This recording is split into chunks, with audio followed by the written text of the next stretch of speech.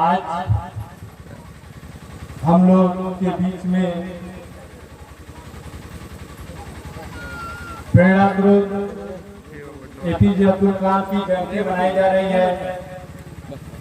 इस पावन अवसर पर सबसे पहले हम अपने राष्ट्रध्वज तिरंगे को सलाम करते हैं। यहाँ जो भी मेरे ग्राम सभा के लोग जो आगे पीछे हैं उनसे हम चाहेंगे कि आप लोग यथास्थान अपना जगह जहाँ छाया मिलता है वहाँ पर लेकर के बैठ जाए। या चूंकि हम मनु बाबू एक बहुत ही अच्छा काम किए हैं, हम उनको सबसे पहले तो साधुवाद देंगे हम कि कम से कम किसी महापुरुष की जयंती मनाने का निर्णय लिया है। भले ही इनकी भावनाएं कुछ भी हो लेकिन कार्य सराहनीय है। हम इनकी भावनाओं के बारे में नहीं जानते हैं लेकिन इनके कार्य के बारे में जानता हूँ कि यह कार्य वास्तव में सराहनीय है। क्योंकि हम लोग जब अपनी समस्याओं में पड़ते हैं, इसके पहले हम लोग के बीच में रहे हमारे गुरु जी श्री गुलाब यादव जी हैं। यह ग्राम सभा के सम्मानित सभी स्वजन को मैं अपने तहे दिल से हार्दिक नमन करता हूं। इस नमन के साथ ही मैं कहना चाहूंगा कि न तो कोई अरमान रखता हूं न कोई ख्वाहिश रखता हूं, बस सिर्फ एक ही चाहत है कि यहाँ सभी सुनने वालों की चेहरे पर मुस्कुराहट रहे। इसके लिए हमें हम लोग अपने जीवन में कुछ समस्याएं झेलते हैं और कुछ प्रेरणा स्रोत के रूप में कुछ लोगों को लेते हैं। जैसे कुछ लोग सफल हो जाते हैं और कुछ लोग असफल हो जाते हैं। सफलता की श्रेणी में आप लोगों ने सुना होगा कि भाई सचिन तेंदुलकर आए हैं तो उनको देख करके सारे में एकत्रित हो जाएंगे, लेकिन मन के अंदर एक जरूर भावनाएं होती है कि हम सचिन तेंदुलकर नहीं बन सकते हैं। लेकिन जब एक कमजोर या किसी भी तरीके से असहाय व्यक्ति जब किसी सफलता की ऊंचाई पर पहुंचता है तो दिल में अरमान उठता है, उससे प्रेरणा मिलती है कि नहीं, यदि मैं भी कुछ करूं तो मैं इस कार्य को सफलतापूर्वक अंजाम दे सकता हूं।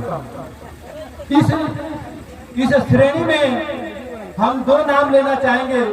अपने वहां यूपी की ही अरुणिमा सिन्हा है और दूसरे नंबर पर तमिलनाडु से और छोटे से परिवार से बिलोंग करने वाले माननीय श्री डॉक्टर एपीजे अब्दुल कलाम है। चूंकि हम लोग यूपी से बिलोंग करते हैं और कभी कभी अपनी समस्याओं से जकड़ जाते हैं, परेशान होते हैं, सोचते हैं कि भाई यह काम हमारे बस की बात नहीं है। लेकिन यदि फौलादी इरादा है तो उस कार्य को करना बिल्कुल ही संभव है। जैसे अरुणिमा सिन्हा की कहानी थोड़ा सा बच्चों के बीच में प्रेरणा स्रोत के रूप में बताना चाहेंगे कि अरुणिमा सिन्हा एक पढ़ने वाली 12वीं कक्षा की छात्रा थी। वह एक प्लेयर थी, खिलाड़ी थी और अपने खेल के आयोजन के लिए एक बार लखनऊ से दिल्ली जा रही थी। रास्ते में कुछ अराजक तत्वों ने उसका सोने की चेन छीनने की कोशिश की, लेकिन वह लड़ते हुए उनसे लड़ना जब प्रारंभ की तो उन शरारती तत्वों ने उनको ट्रेन से उठा के फेंक दिया और ट्रेन से उठा के फेंकने के बाद उसके पैर जो है, बायां पैर जो है उसका चला आया ट्रेन के पहिए के नीचे और बायां पैर कट गया। यह समय लगभग शाम का समय था। आप लोग जानते हैं कि जब ट्रेन की पटरियां है वहां तमाम बहुत से बड़े बड़े चूहे भी घूमते रहते। वे बेचारी तड़पती रही और उसी बीच में 40 ट्रेनें दोनों तरफ से आई गई, लेकिन किसी की नजर उस पर नहीं पड़ी। वह अपने जीवन को लगभग खो चुकी थी, लेकिन उसके बाद भी वो जीवन की बेतहाशा को बेतहाशा थी। वो उससे उम्मीद नहीं था कि अब मेरी जीवन यहाँ पे है। लेकिन सुबह हुआ और सुबह होने के बाद कुछ लोगों की नजरें पड़ी और उसको भर्ती कराया गया। 4 महीने तक वो अपने जीवन और मरण से जूझती रही, लेकिन वो अंततः अपने जीवन में सफल हुई। और सफल हुई तो उन्होंने मन ही मन सोचा कि भगवान तूने मुझे बचाया तो क्यों, और यदि तुमने बचा ही दिया है तो मुझे कुछ न कुछ इतिहास रखने के लिए बचाया है। और फिर उन्होंने सोचा कि मेरे पैर तो कट गए हैं, लेकिन मैं बिना पैर के 1.5 पैरों से ही मैं पूरे विश्व की सबसे ऊंची चोटी को, विश्व के 7वें ऊंची चोटी को फतह करके दिखाऊंगी। और वह उसके जो दिली इरादा था, वह दिली इरादा तब आसमान पकड़ने लगा जब वह पर्वतारोही बिछंदरी पाल से मिलने गई। जब वह बिछंदरी पाल से मिली तो बिछंदरी पाल ने कहा कि तुम तो माउंट एवरेस्ट फतह कर चुकी हो, क्योंकि तुम 1.5 पैरों से यदि माउंट एवरेस्ट फतह करने के बारे में सोच रही हो, या तुम्हारा सोचना ही माउंट एवरेस्ट की फतह है, सिर्फ उसका तारीख लिखना बाकी है, तारीख लिखना बाकी है। और हुआ वही कि माउंट एवरेस्ट, किलिमंजारो, विश्व की जितनी ऊंची चोटियां हैं, उस ऊंची चोटियों पर फतह करके अपने 1.5 पैरों के सहारे उसने कीर्तिमान रचा।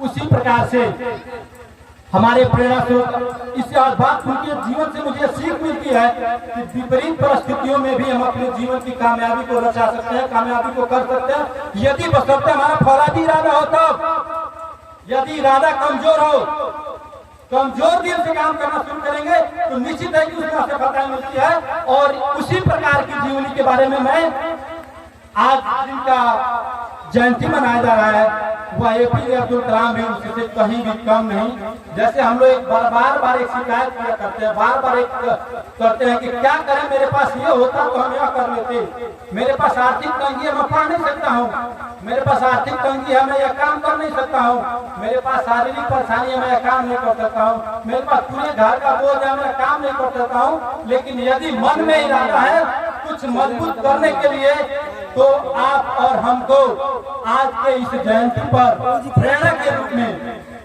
एपीजे अब्दुल कलाम की जीवनी से कुछ सीख लेनी होगी। और आज ही जाकर के जो बच्चे हमारे भाई युवा जगत के जो बच्चे सुन रहे हैं, जो भी बच्चे पढ़ने वाले हैं, वह अपना आदर्श कैसे बनाएंगे उसकी सीख हमें एपीजे अब्दुल कलाम की जीवनी से जरूर मिलेगी। एपीजे अब्दुल कलाम के बारे में तमाम वक्तागण आपसे आएंगे, बताएंगे, लेकिन हम उनके बारे में बहुत कम शब्दों में ही बताएंगे कि एपीजे अब्दुल कलाम का जन्म आज ही के दिन तमिलनाडु के रामेश्वरम में, उनके गांव का नाम कौन घोड़ीकुंड है, घोड़ीकुंड में हुआ था। और वह एक वास्तव में एक मछुआरे माँ बाप के बेटे हैं।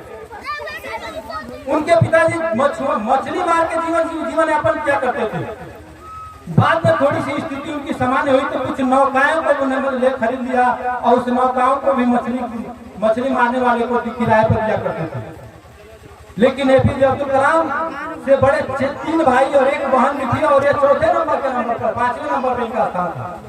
आप सहज रूप से सोच सकते हैं कि एक मछली मार करके जीवन जीने वाला व्यक्ति का 5वें नंबर का बेटा इतनी ऊंचाई पर कैसे पहुंच गया। तो इसके लिए मछली मारने वाले हमारे तमाम व्यक्ति हैं। और हम लोग कहते हैं कि हमारे गार्जियन पढ़े लिखे नहीं है, हमारे गार्जियन ऐसे हैं, लेकिन दिली इरादा मजबूत हो तो कुछ भी संभव है। इन्होंने अपने जीवन, अपने शिक्षा कार्य में वास्तव में जब इनको धनाभाव की आभास हुआ, उस समय एपीजे अब्दुल कलाम पेपर अखबार बांट करके भी अपने शिक्षण कार्य की, अपनी सुविधा, अपनी कापी किताब की व्यवस्था किए थे। और इन्होंने अपनी सफलता का सबसे बड़ा श्रेय जेवर रात को बेचकर कापी किताब की व्यवस्था करते थे और एक लैंप खरीदे थे, लैंप, जिस लैंप के नीचे बैठ करके पढ़ा करते थे। और रात में 11-12 बजे तक पढ़ने में माँ भाई बहन जो है उनके सहयोग किया करते थे। इसलिए उन्होंने अपनी सफलता का श्रेय अपनी माँ और अपनी बड़ी बहन को दिया करते थे। आगे क्रम में देखा ऐसा नहीं है कि एपीजे अब्दुल कलाम बहुत मेधावी थे और ये अपने जीवन की हर सफलताओं को पार कर गए, ऐसा नहीं है। ये बच्चे आप ये बात ध्यान रखिए कि आपकी सफलता जो है आपके जीवन की अंतिम कहानी नहीं होती है। इनके मन में भी जरिया उठा था कि मैं बड़ा होऊंगा तो एक पायलट बनूंगा। पायलट बनने की पहली परीक्षा में सम्मिलित हुए थे, 8 लोगों का चयन होना था, उसमें 25 लोग सम्मिलित हुए थे, लेकिन इनका स्थान 9वां स्थान आया था और ये असफल हुए थे। ऐसा नहीं है कि सिर्फ सफलता ही सफलता इनको मिलती है, या असफल होने के बाद इनके मन में जो प्रेरणा आई, जो जोश आया, जो उत्साह आया, उस उत्साह की बदौलत इन्होंने और आगे बढ़ने के लिए कोशिश किया और रक्षा मंत्रालय, DRDO और अनुसंधान इसरो में भी विभिन्न पदों पर यह कार्यरत रहे। एक बार तो तब गजब हो गया जब सैटेलाइट मार्क 3 का जब प्रक्षेपण की जिम्मेदारी इनको मिली थी, और वह मार्क 3 जो है कुछ ही समय में जैसे ही लॉन्चिंग हुआ और वह समुद्र में जा गिरा तो ये एक उपहास के पात्र भी बने थे। लेकिन उसके बाद एक के बाद, उस उपहास के पात्र बनने के बाद एक के बाद इन्होंने जो सफलताओं का जो इतिहास रखा था, वह इतिहास सिर्फ इनके जीवन में नहीं, भारत के लिए नहीं, विश्व के लिए कीर्तिमान हुआ, विश्व के लिए वह कुछ दे गया। और यह बाद में मिसाइल मैन, भारत में मिसाइल मैन के नाम से जाने गए। फिर इनको 1981 में पद्म भूषण, 90 में पद्म विभूषण, 97 में भारत रत्न से सम्मानित किया गया और एक पहले एक ऐसे राष्ट्रपति बने जो गैर राजनीतिक दलों से थे।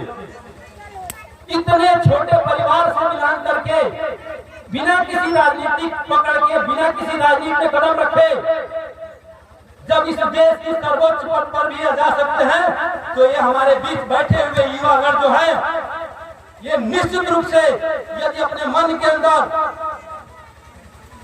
अरुणिमा सिन्हा और APJ अब्दुल कलाम के जीवनी से यदि सीख लेते हैं तो यह अपने किसी भी ऊंचाई को पा सकते हैं।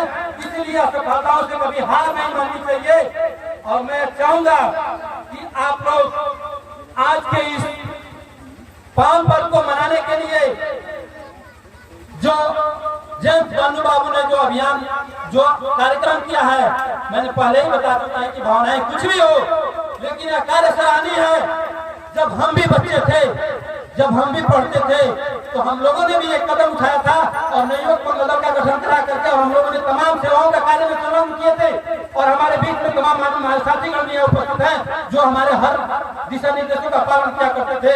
मैं यह चाहूंगा कि अब समस्त युवा मंच, समस्त युवा जगत, पूरी ग्राम सभा की इबादत लिखने वाले युवा जगत एक मंच पे आए और उस मंच पे आकर के इस ग्राम सभा का नाम इतनी ऊंचाइयों पर ले जाए जैसे APJ अब्दुल कलाम ने पूरे विश्व में अपना लोहा मनवाते हुए और अपना नाम, देश का नाम ऊंचा रखा है। उस ऊंचाइयों के साथ इस हमारे बीच में रहने वाले कोई भी युवा जगत एक के मन में भी यदि उनके आदर्श जीवन से प्रेरणा मिली तो वह निश्चित रूप से एक दिन यह मेरा गांव, जिस तरीके से तमिलनाडु में रहने वाला रामेश्वर का घोड़ीकुंड गांव कोई नहीं जानता है, लेकिन आज पूरे भारत के युवा पे है, वह सिर्फ और सिर्फ APJ अब्दुल कलाम के नाम पर है। तो मैं चाहूंगा कि इसमें से भी कोई न कोई एक व्यक्ति जरूर आएगा जो इस कोयली पट्टी को विश्व की ऊंचाइयों पर पहुंचाने का काम करेगा। इन्हीं चंद शब्दों के शब्दों के साथ मैं अपने वाणी का विराम दूंगा। जय हिंद, जय भारत।